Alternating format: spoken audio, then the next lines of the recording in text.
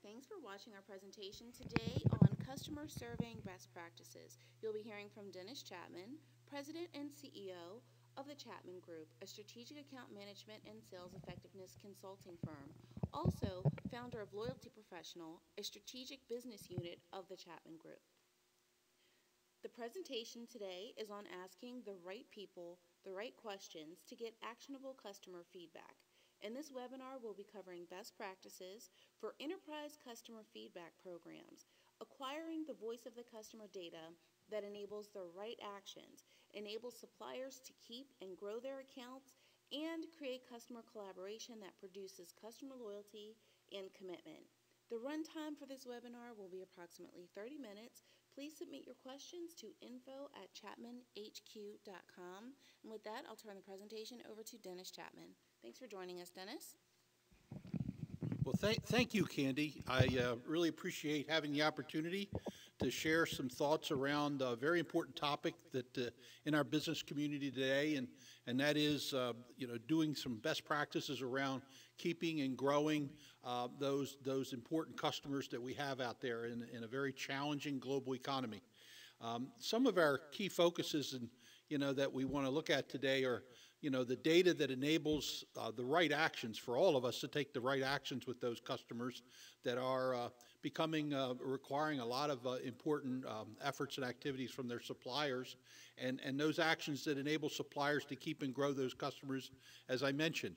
And finally, a key outcome of today is hopefully to highlight the importance of this whole topic around customer collaboration that produces joint wins. That's very, very critical that suppliers and customers learn how to work together in many times in a more transparent manner to all achieve the mutual wins and goals.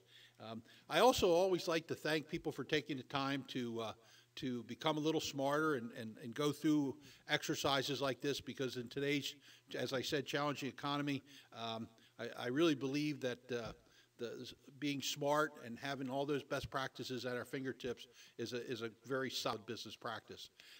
As Candy mentioned, we've been in business at Chapman Group for about 25 years, and we invented our business unit called Loyalty Professionals, and that's where a lot of my information is coming from. I've been intimately involved with the invention and launch of that business practice for the last 15 years. I'm very proud to say I'm very active in SAMA, the Strategic Account Management Association, on a global basis, and many of our clients are global, so many of my data points that I bring in today are coming from those actual experiences from both my business life as well as a founder and leader of this organization today, the Chapman Group and Loyalty Professionals. Today we're going to talk specifically around facts about customers that really compel us to ask questions. When customers give us certain feedback, what should we say and do? What are some of those market drivers that we need to be sensitive to that are out there? Who are those right people? Who can give us important feedback to help guide us to do an extraordinary job, not just an adequate job? What is a voice of customer feedback program? What are some examples of the right kind of questions to ask? And ultimately, what's the WIFM? What's in it for me for accounts and the strategic supplier? As Candy mentioned, also we invite people to forward questions to us at chapmanhq.com. Really, if you look at the heading here, transitioning the right customer facts, which many times are insights from the right people into action planning, and that's probably the most key operative words here are action planning as we go through this presentation, to be thinking about how do we convert data into information and knowledge into action. Some very important points that we've gathered up over recent year or several years is, for example, a data point from a SAMA trend study in 2007, and it said we expect our suppliers to make it their business to understand our business. They can't solve our problems if they don't understand them. It's inevitable in every client engagement we work on today that there is a percentage of feedback that from customers that are constantly saying, hey, wouldn't it be a great thing that if our supplier and their field sales team or their operations support team better understood our business? And so feedback is very critical to leading to action planning. And the second important fact that's very recent that we received from an additional SAMA trend study in 2012, it said that customer satisfaction is increasing. That's good. 63% are now saying that customer satisfaction is increasing at a higher rate than in 2009 through customer-centric SAM approach. So really what this is saying is SAM programs, by getting a more intimate, better understanding their customer, is helping to accelerate the satisfaction rate. Just think what might have been different in a couple companies that we're probably all very familiar with. Eastman Kodak. Who would have ever thought 20 years ago that today Eastman Kodak would be where they are or not are? Is it possible that they potentially did not listen to the voice of their customer, which is the marketplace? And I would argue it is, because it was no mystery that for the last 10 or 15 years there's been this tremendous movement towards, digital pictures, cameras, and the obsolescence of film in itself, which was predominantly one of the most significant portions of their revenue and profitability. I can remember not that long ago in the early 90s, a company, Digital Equipment, who was really promoting a closed architectural approach, that while the whole marketplace and customers were all looking at more effectively entertaining an open network approach, open architecture approach. So again, the voice of the customer was maybe either not heard or solicited, but certainly not acted upon. A very interesting fact that we came across not that long ago again is that 70% in one particular customer situation, 70% of defecting customers had declared themselves satisfied or highly satisfied on their previous satisfaction survey. That to me was a stunning revelation, which is how could you lose so many customers that had said that they were satisfied? Well, when we dug into this, what we really found out is that potentially, back to the right questions, to the right people, that it's quite possible that they may have been asking some of the wrong questions, or maybe not enough questions, to all the right people. So that highlights the importance of what we're discussing today, is to really totally understand every customer's expectations, because they vary so significantly. Another fact that we came across was the impact of being able to transition or move customers from being not just satisfied, but significantly more loyal, and maybe even use the word loyal and committed. Look at the differences, the deltas, when it comes to retention or repurchase rate or share of wallet or portfolio penetration or new product penetration. Look at the differences in the delta, because you're really measuring on the left side how loyal customers, the more loyal they are, the more likely they are to renew, which means as a supplier you keep that revenue. And on the right side, they're rewarding their suppliers by being extraordinary, by giving them more business opportunities, revenue and profitability. And I believe the Harvard Business Review quote really says it very well, which is, except in a few rare instances, a complete and extraordinary customer experience is the key to securing customer loyalty and generating long-term financial performance. The operative question we all need to ask ourselves is, how can I really create extraordinary customer experiences if I really don't understand fully how a customer defines extraordinary? Finally, there are these critical market drivers that we're faced with today in the green area of sustained market leadership and profitability in a highly competitive global economy. That's really all of our goal. These challenges are operational excellence. We're all resource constrained, and a lot of times we define resources as people, time, money, and technology. Innovation, everybody is looking for that next revelation, evolution, maybe revolution in some cases, around how they're going to maintain or sustain competitive advantage. Certainly, clients are asking suppliers, in many cases, to bring that to them, bring that innovation to them without solicitation. We hear quite often in feedback surveys the word proactive versus reactive.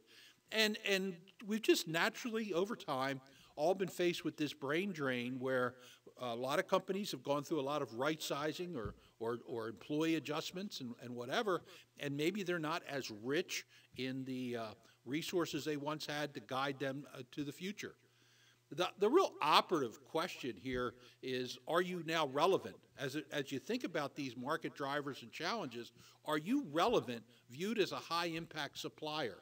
And very, very simple definition of relevant is, are you making such an impact that you really have that immediate audience receptivity with your clients? So I would pose that by an effective voice of the customer program, you can obviously increase your degree of relevancy with your customers. The final point, as we before we get into what are the specific right questions and who to ask, is really understanding this whole topic around customer centricity. We hear a lot about it today. It is sort of a culture, and really it's all around really being able to know the customer, think like a customer, and then really, as I just mentioned, be relevant to the customer. And when we can do those three things through understanding our customer better, having better feedback and measurements around the relationship, we can, in fact, drive our action planning in becoming more certainly relevant to the whole customer and creating these extraordinary customer experiences. I really like some of the books that have come out recently, for example, Great by Choice, where we now have the ability to make a decision, do we want to create great, extraordinary customer experiences, and in order to do that, we need this important customer feedback. All right, so measuring the customer experience, this whole topic of customer experience management, which the acronym you might hear out there quite a bit is CEM, is how do we move clients, hopefully not from the far left, but maybe in some cases from dissatisfied to satisfied to highly satisfied and loyal to what we would define as the ultimate position, which is loyal and committed. That's the ultimate place we'd like to have all of our customers, if you think back to the slide as it relates to revenue, profitability, and by the way, mutual success for both our clients as well as us as a supplier.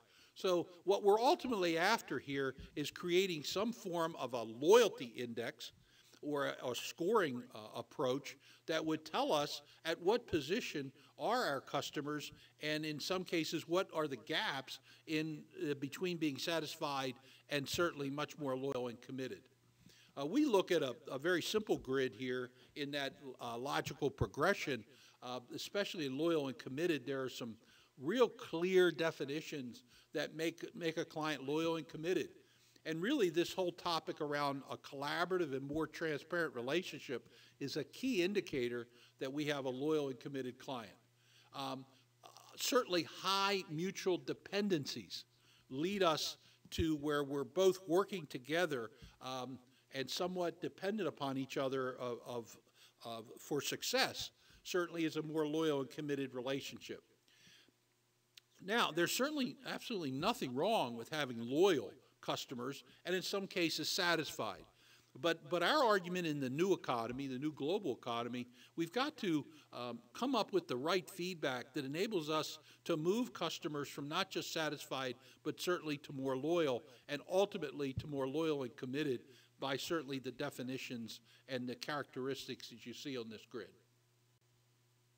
So, one of the first principles as we think about our topic today of asking the right people is really, by asking the right people, we want to make sure that we get voice of the customer feedback high, wide, and deep.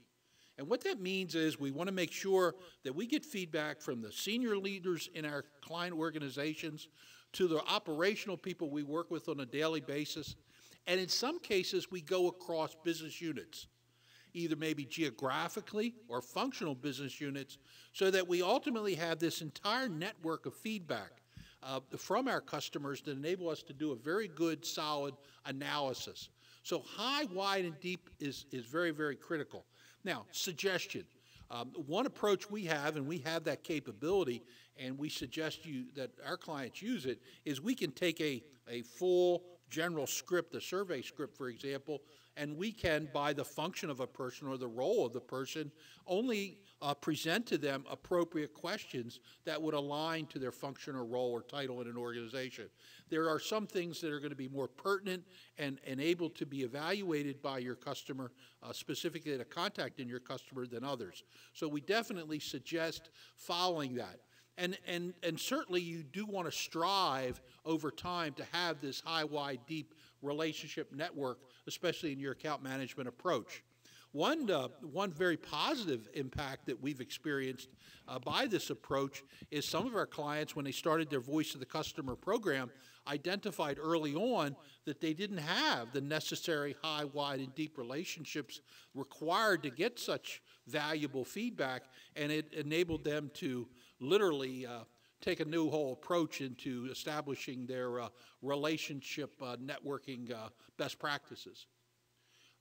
So who to ask? By the way, before I get into who to ask, as we talk about this whole topic of relationship networking, we did a poll recently, and it was very interesting that a lot of participants in the poll rated their organization fairly weak or fair in how effective they are at high, wide, and deep relationship management. And for the most part, they said that they really don't have. It was upward of 70% of organizations did not have what they thought was a very good view of their customer, high, wide, and deep. So considering that, as we look at this sort of organizational map here, who should we be asking? We certainly want to ask members of your account senior management team, mid-level managers, users of your products, services, solutions, technical evaluators, purchasing contacts, finance. Certainly you could plug in there executive leadership, functional marketing roles, IT roles, high, wide, and deep. So ask yourself in your organization, where are some of those contacts that we need feed or should be getting feedback from? We did an interesting project with one client where we started on their account management program, and they thought they had 8 or 10 key contacts, but when they collaborated as a team on a global basis, they literally discovered that they had probably greater than 200 touch points in their global customer. The other important point is, why not even go back and get some feedback from your team on similar data points? When we talk about triangulating the data of voice of the customer, why not benchmark it also from your team, asking similar questions and say, how do we think we rate relevant to these areas within our customer? And it's interesting then is to sort of do a gap analysis or comparison of what our team perception is and what the customer is actually saying. We believe that's the next wave of this whole taking voice of the customer feedback to another level and trying to minimize perception versus reality.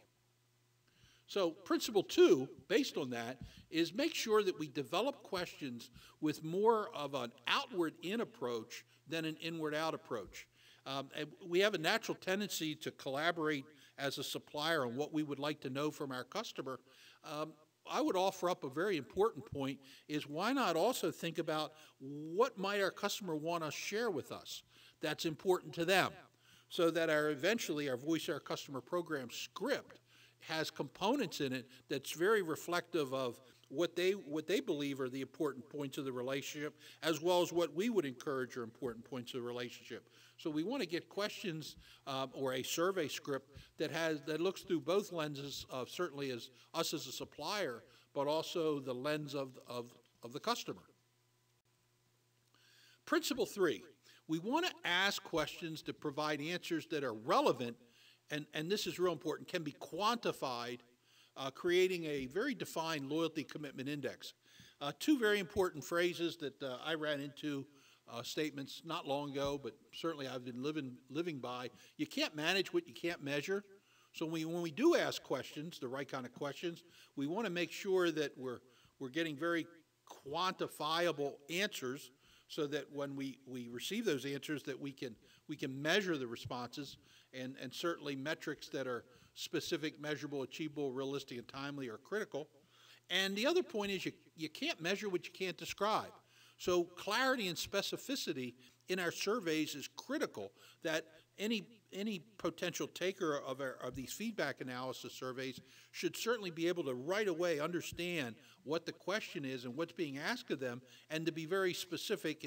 And we often suggest that making sure that the answer is aligned to what the question is. If you're asking someone how effective are we at something, certainly the responses should be, say, we're very effective, ineffective, somewhat effective, but be making sure that the answers in the questions align to those in the potential responses of a participant.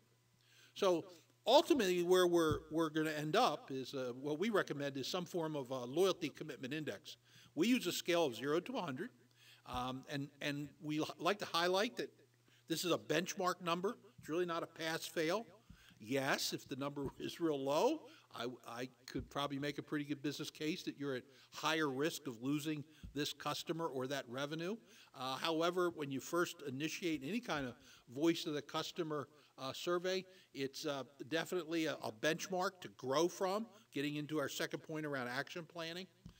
We define it a little bit as a consolidated measurement of both the performance, certainly the satisfaction, dissatisfaction of a supplier from the client's view, and certainly a commitment to do business and more of a measurement of the customer's attitudes and behaviors towards the supplier. So unlike satisfaction surveys, you're getting both components here. You're getting the measurement of satisfaction, dissatisfaction, but you're also getting a measurement around attitudes and behaviors. We use the following chart that you see to look at this in two dimensions. One is the performance indicator on the left side, which is really looking at those drivers around the people, product, solutions, and organization, and questions that would, in the purple area here, that would substantiate an evaluation of the people, the supplier, the solutions, and the supplier itself as an organization. That's one component of the loyalty index. And then we look at the commitment indicator. We look at several factors here, which is the importance of maintaining the relationship, likelihood to recommend, and commitment to continue to do business. And that gives us a little more of the attitudinal behavior feedback for the commitment indicator. When you start to integrate both the performance indicator and commitment indicator, you start to come up with, by our own methodology and definition, more of a loyalty index. And you, on the bottom right, the considerations, start to get facts that tell you how relevant you are, and all the facts are very quantifiable so that you can act on them. Ultimately, where you want to be in the future after multiple iterations, wouldn't it be great if we could, on the right side, understand that when we get very positive responses and likely to recommend or commit to do business for the future, that we could correlate over to what are the factors on the left side of the grid here, the performance indicator, that most often that we satisfy that create that environment. And vice versa, when we don't get very good comments to the right side, are we also weak in those similar areas? And think about the power of that. It enables us to really take a rifle shot and take the right actions, either at an account level or even possibly at a market level of our existing clients, to make sure we have overall many more loyal and committed customers. So the data analysis and correlations from the feedback of questions around this area is almost endless at some point. Ultimately, you want to be able to take that loyalty index and start plotting your customers and say, where are they? And we should have some very defined action planning around how do we move a client from one quadrant to another based on their feedback, the voice of the customer feedback. That's ultimately where you want to. You may even use that loyalty metric as part of your segmentation and part of your account segmentation approach. Now, for your benefits, I've included some sample survey questions around, certainly people. How effectively does your account manager respond, keep commitments, understand your business? Notice how the questions on the right align with the word effectively in the answers as it does to the question on the left. And certainly around organizational questions around the level of agreement, does your company as a supplier work in partnership? Is it customer focused? Are your products and solutions accessible? More from the organizational standpoint. And again, it's aligning how we strongly agree or disagree with those factors around organizational questions. And again, I'm only showing a small sample where there may be several questions in each of these buckets. In the product and solutions and services area, there's examples of, how effectively does our product or solution provide economic value, which we strongly encourage measuring in any feedback survey. And the second we strongly encourage is innovation. How innovative are our products and solutions? By the way, they're two of the big areas that a lot of customers provide feedback on that they really want help in cost justifying the whole economic value of a solution, and they are looking to their suppliers to bring tremendous innovation. And some suppliers perceive they are, yet the feedback from customers is quite to the contrary of that. And finally, the whole area of commitment, which we looked at those three questions. We want to certainly get very simple feedback around those particular questions so that we can correlate, as I mentioned earlier, all the feedback as it relates to the whole survey in itself. Okay, some general questions we quite often get about how effectively to execute a survey. We certainly recommend no worse than every 6 months to a client base. We do have clients that do it quarterly because they segment their client base into quarterly segments, and they get feedback on an ongoing basis during the course of the year. It's very powerful. They also we recommend a process approach where there's a notification and an invite, a reminder or two, and then a closed survey date. But then the most important piece is get that data, analyze it, and close the loop with the client. Take it back to the customer and have a discussion around what you've learned. Quite often we've heard from companies that say, isn't the marketplace a little over-surveyed?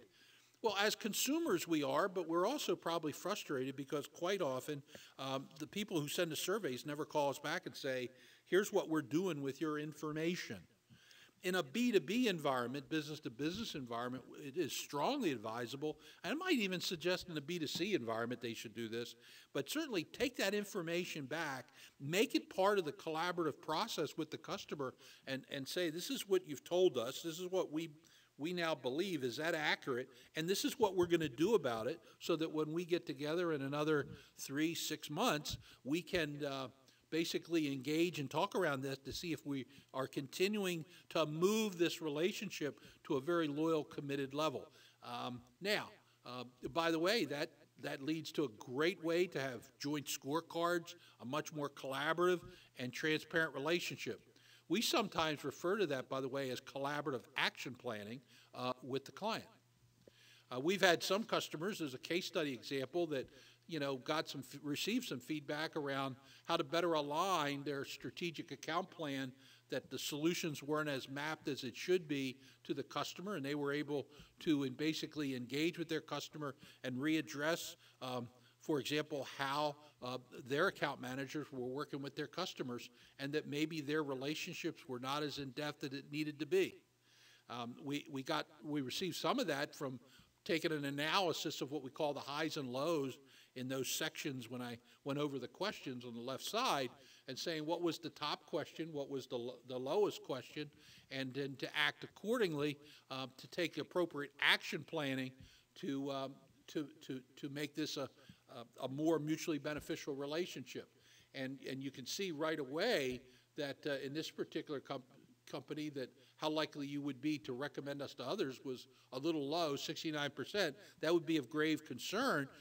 So I would probably dig down another level and find out what are some of the factors that we're not meeting that would elevate that. And certainly in the commitment area, the bottom question was 53% on the far right.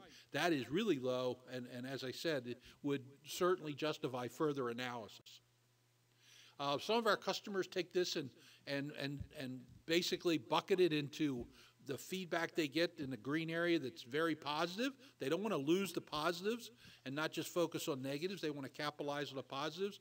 And they're looking for areas that might be in the yellowish area, maybe quicker wins that if they addressed could certainly create more loyal, committed customers for their portfolio.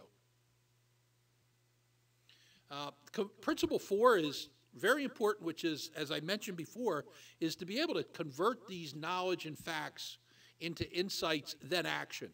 And here's another example that some of the feedback one of our clients received, that they were not knowledgeable about our business, would like more ideas on how to be successful in our market, launched for our client a whole new idea or approach around new field discovery approach and how they engage with their customers, the type of questions.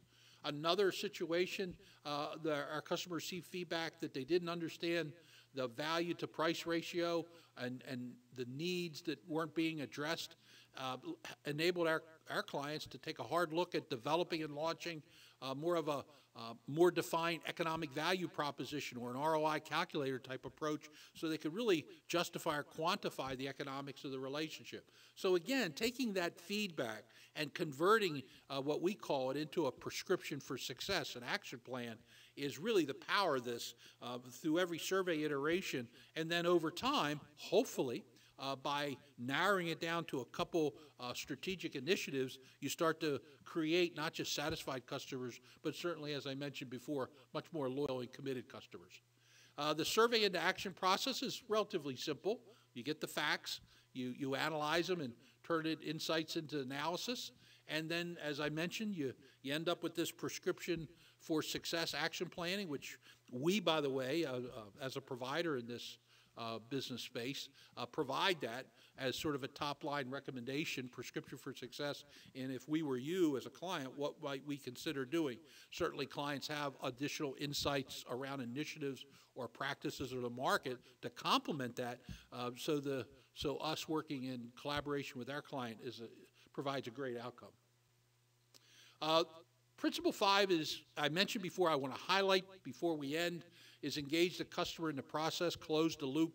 It's critical, so I am going to highlight again. This is sort of the survey process. Your ability of how you take the information back, work with the customer, develop these action plans collaboratively. And by the way, you might find some customers very surprised that you're bringing them the feedback, because quite often they perceive that this type of valuable information goes into a black hole and never to be seen again. You're making a living, dynamic part of the relationship, and it's very powerful when you do that. So, in summary, like the WIFM, what's in it for us?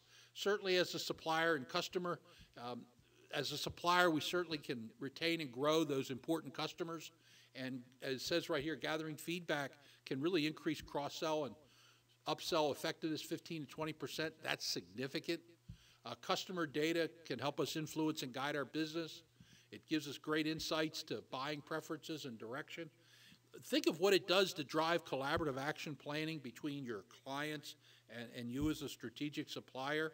And ultimately for yourself as well as your customers, it enables all of us to keep exploring and examining how we maintain our competitive advantage. We have customers today that have turned that loyalty metric into a component of their key performance measurements. In some ways, it's even been integrated in their reward systems. And then as part of their internal process, it's now part of their internal business reviews for around customers. It's used as part of collaborative action planning with customers. And even at the executive level, the loyalty metric is being used by executive leadership to project how strong their revenue retention and growth might be for the next fiscal year. So optimizing your customer feedback plan, assess your customers, develop an approach and methodology, launch that script and survey, integrate those analytics into your process, your whole account management process or client servicing process, and create this action plan. It's critical. I mean, that's how you optimize all the feedback, the valuable feedback from customers. And don't forget those 5 principles. Ask the right people, high, wide, and deep. Develop questions with an outward in and inward, more than an inward out consideration. Ask questions that provide answers that are relevant and can be quantified. Convert that knowledge, those facts, into insights, then action planning. And most importantly, engage the customer in the process. Close that loop. Work collaboratively with the customer, and you will be able to really more effectively develop these long-term, sustainable client relationships. Now, certainly, I appreciate your time for taking the time to think about this topic, voice of the customer, the right questions to the right people. Who are those right people? And certainly, if you have some additional questions you would like to approach or present us, feel free to send them to us at information@chapmanhq.com. We do have two websites, LoyaltyPro.com and ChapmanHQ.com, where there's additional valuable insights, white papers, and videos that you can watch on this topic to help your team be what I often like to call best in class. So thanks again for the opportunity to share a few moments of your time and these best practices. And I'll make you one guarantee that the more effectively you are at understanding and knowing your customer, the greater success both you and your customer will have. Thank you very much.